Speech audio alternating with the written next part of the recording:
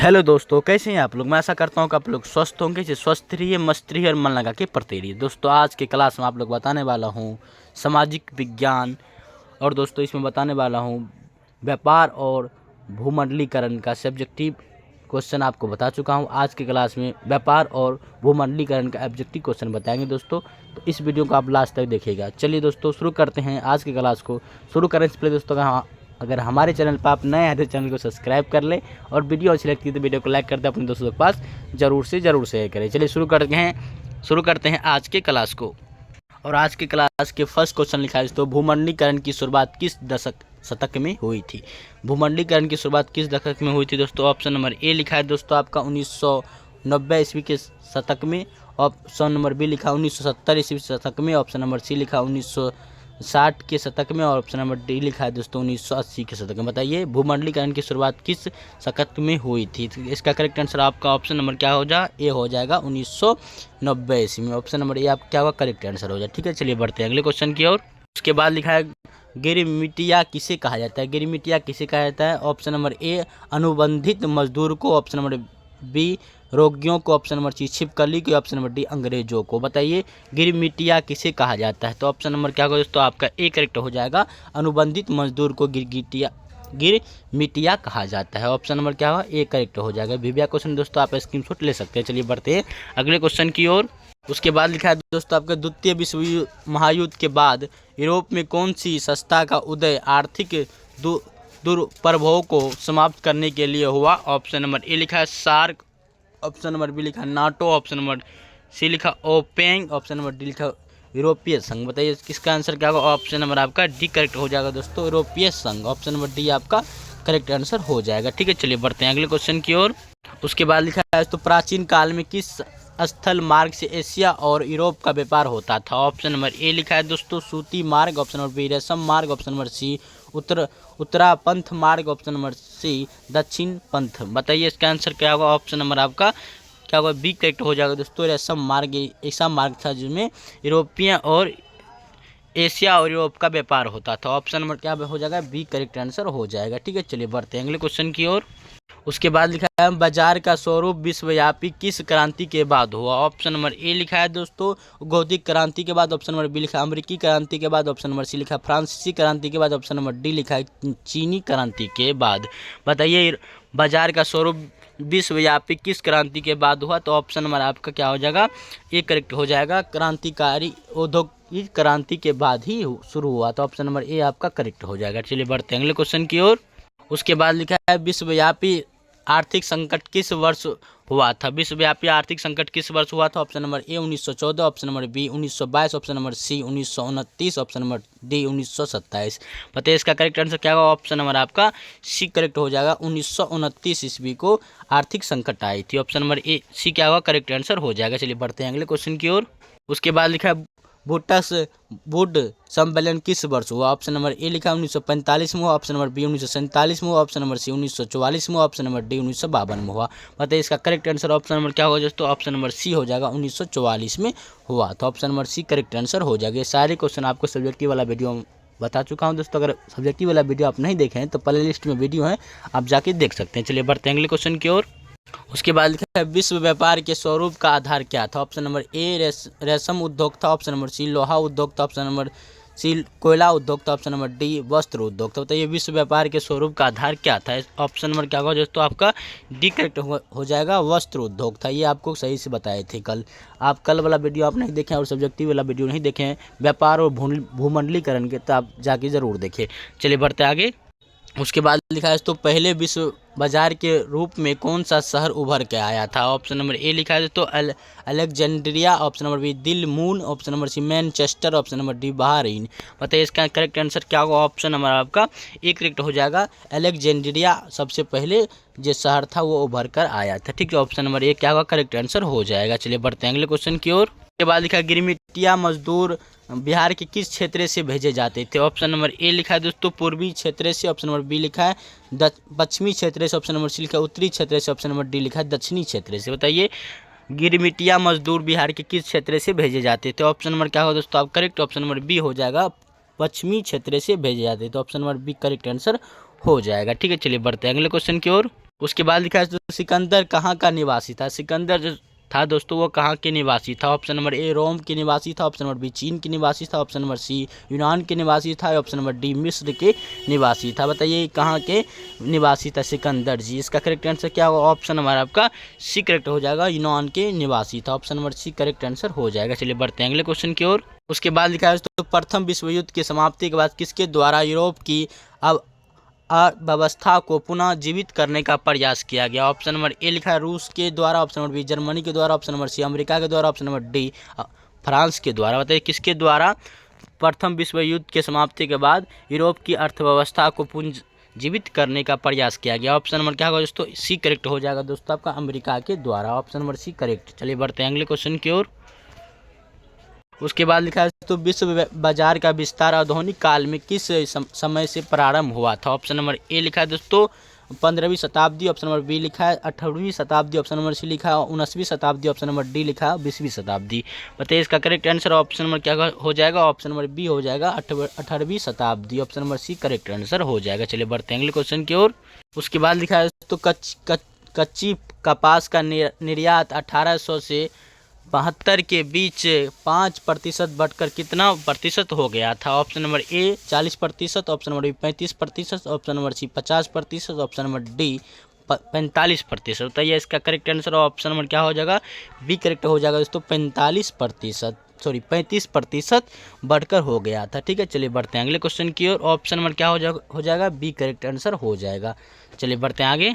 उसके बाद लिखा है दोस्तों आपका आर्थिक संकट यानी मंदी के कारण यूरोप में कौन सी नई शासन प्रणाली का उदय हुआ था। ऑप्शन नंबर ए लिखा है दोस्तों साम्यवादी शासन प्रणाली का उदय हुआ, ऑप्शन नंबर बी लोकतांत्रिक शासन प्रणाली का उदय हुआ, ऑप्शन नंबर सी फांसीवाद निजीवाद शासन प्रणाली का उदय हुआ, ऑप्शन नंबर डी पूंजीवाद शासन प्रणाली का उदय हुआ। किस प्रणाली का उदय हुआ था। ऑप्शन नंबर क्या हो जाएगा, ऑप्शन नंबर सी हो जाएगा दोस्तों फांसीवाद और निजीवाद का उदय हुआ था। ऑप्शन नंबर क्या होगा, सी होगा। करेक्ट आंसर आपका ऑप्शन नंबर सी करेक्ट हो जाएगा। चलिए बढ़ते हैं अगले क्वेश्चन की ओर।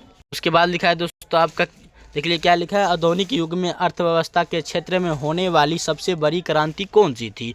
ऑप्शन नंबर ए लिखा है वाणिज्य क्रांति, ऑप्शन नंबर बी लिखा है औद्योगिक क्रांति, ऑप्शन नंबर सी लिखा है साम्यवादी क्रांति, ऑप्शन नंबर डी लिखा है भौगोलिक खोज। बताइए इसका करेक्ट आंसर ऑप्शन नंबर क्या हो जाएगा, बी करेक्ट हो जाएगा दोस्तों औद्योगिक क्रांति था। ऑप्शन नंबर बी क्या होगा, करेक्ट आंसर हो जाएगा।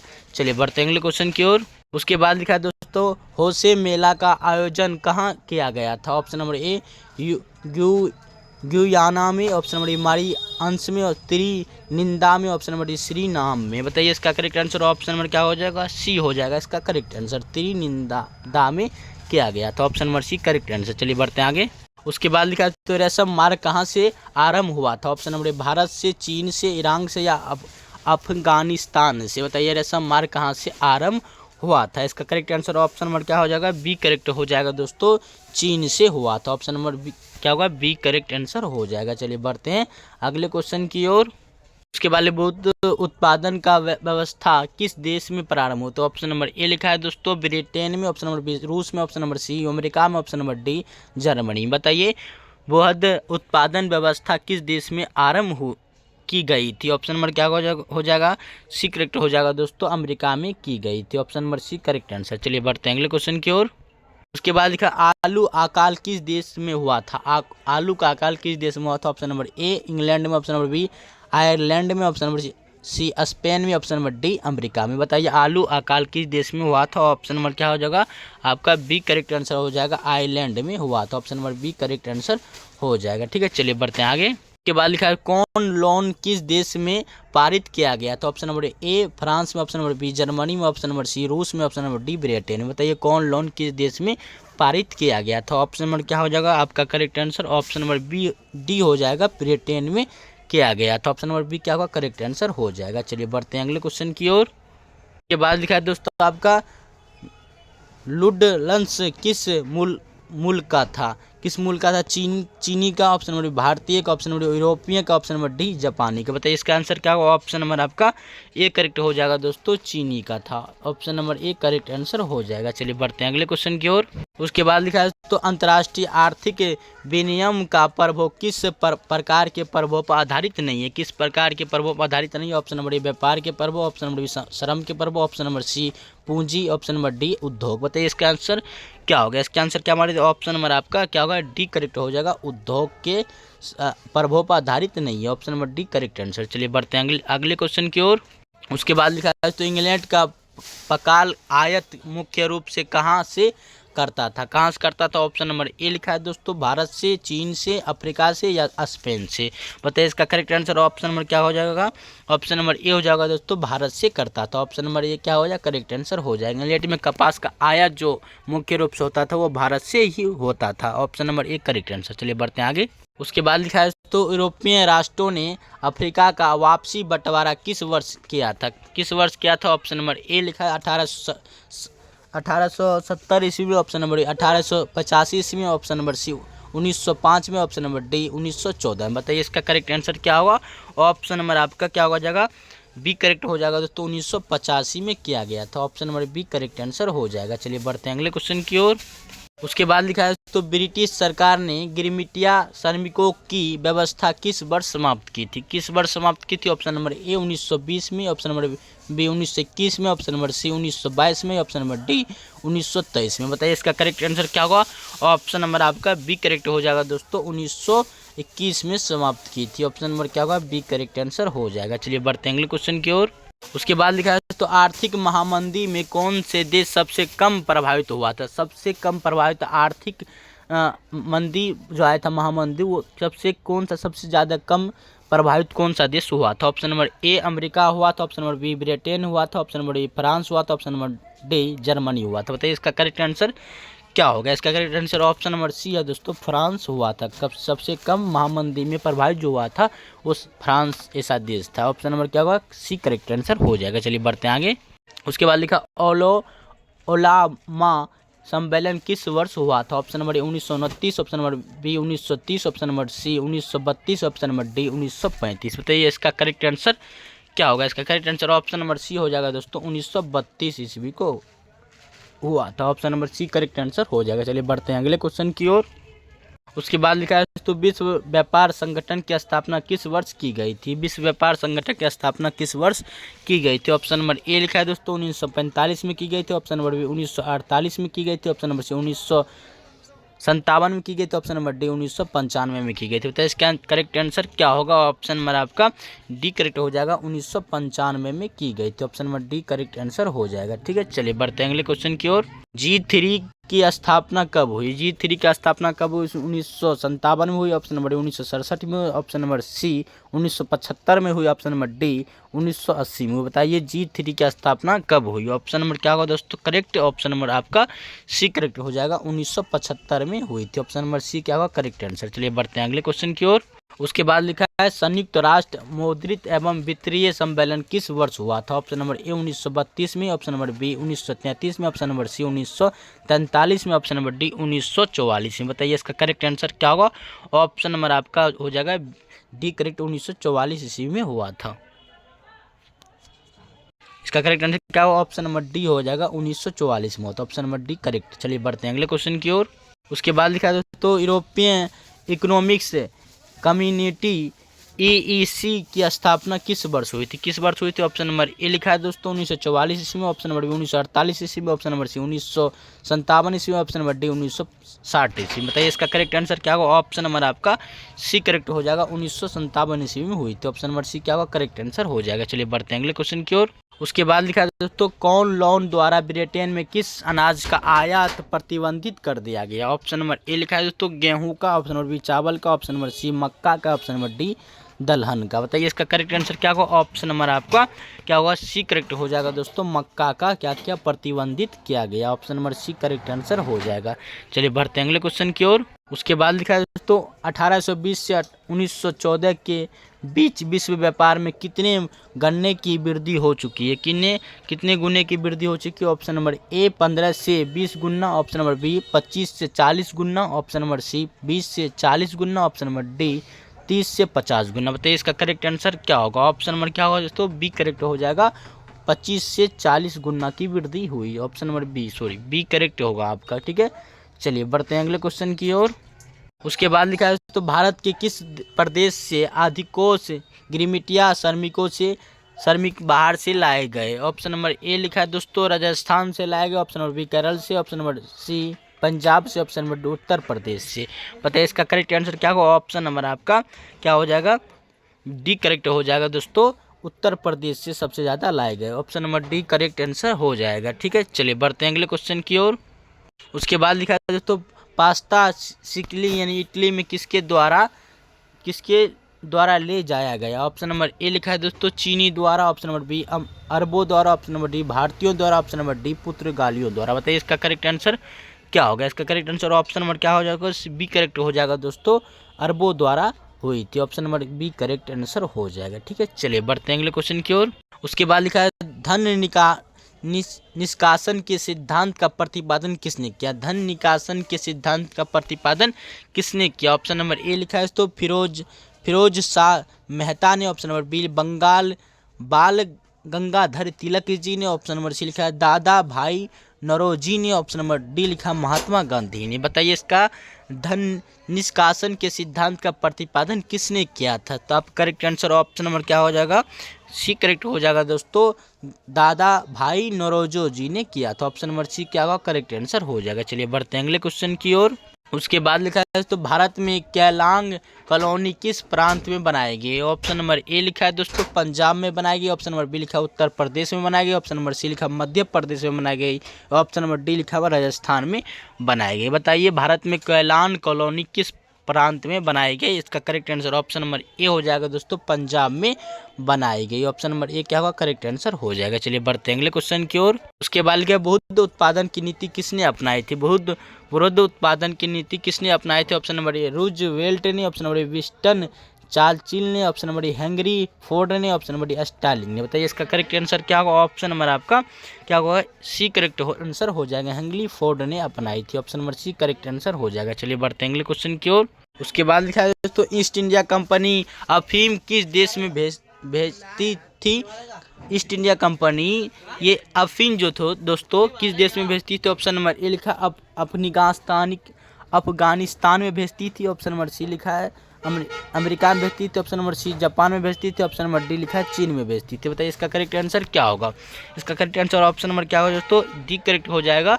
कहाँ भेजती थी, चीन में भेजती थी, ऑप्शन नंबर क्या होगा डी करेक्ट आंसर हो जाएगा। ठीक है, चलिए बढ़ते हैं अगले क्वेश्चन की ओर। उसके बाद लिखा है दोस्तों आर्थिक महामंदी का विश्व अर्थव्यवस्था पर क्या प्रभाव पड़ा था। आर्थिक महामंदी जब आए थे दोस्तों तो विश्व में क्या प्रभाव अर्थव्यवस्था पे पड़ा था। ऑप्शन नंबर ए उत्पादन पे तेजी से प्रभाव पड़ा था, ऑप्शन नंबर बी उपभोक्ता वस्तुओं की मांग बढ़ी थी, ऑप्शन नंबर बी अकाल हुई थी, और ऑप्शन नंबर डी बेरोजगारी बढ़ी थी। बताइए इसका करेक्ट आंसर ऑप्शन नंबर क्या हो जाएगा, डी हो जाएगा, बेरोजगारी ज़्यादा बढ़ी थी, option number D correct answer हो जाएगा। ठीक है, चलिए बढ़ते हैं अगले क्वेश्चन की ओर। उसके बाद लिखा है अलेक्जेंड्रिया किस सागर के मोहरे पर बसा हुआ है। ऑप्शन नंबर ए काला सागर पर बसा हुआ, ऑप्शन नंबर बी लाल सागर पर बसा हुआ, ऑप्शन नंबर सी अरब सागर पर बसा हुआ, ऑप्शन नंबर डी मध्य सागर पे बसा हुआ है। इसका करेक्ट आंसर क्या होगा, ऑप्शन नंबर आपका बी करेक्ट हो जाएगा दोस्तों, लाल सागर पे बसा हुआ है, option number B correct answer हो जाएगा। चलिए बढ़ते हैं अगले क्वेश्चन की ओर। उसके बाद द कॉमर्स ऑफ लेसन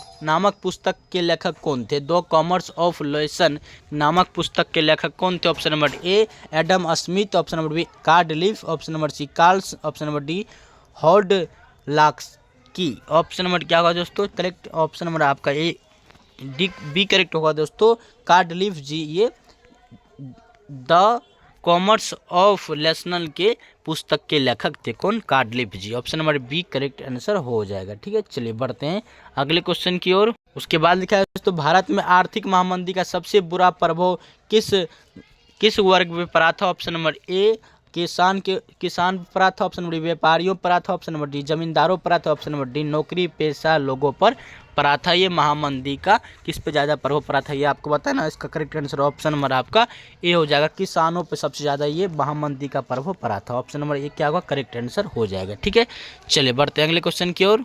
उसके बाद लिखा है दोस्तों क्रिस्टोफर कोलंबस आलू कहाँ से यूरोप ले गया? ऑप्शन नंबर ए लिखा है दोस्तों इंग्लैंड से ले गया, ऑप्शन नंबर अमेरिका से, ऑप्शन नंबर सी भारत से, ऑप्शन नंबर डी अफ्रीका से। बताइए इसका करेक्ट आंसर क्या होगा? ऑप्शन नंबर आपका बी करेक्ट हो जाएगा, अमेरिका से ले गए थे।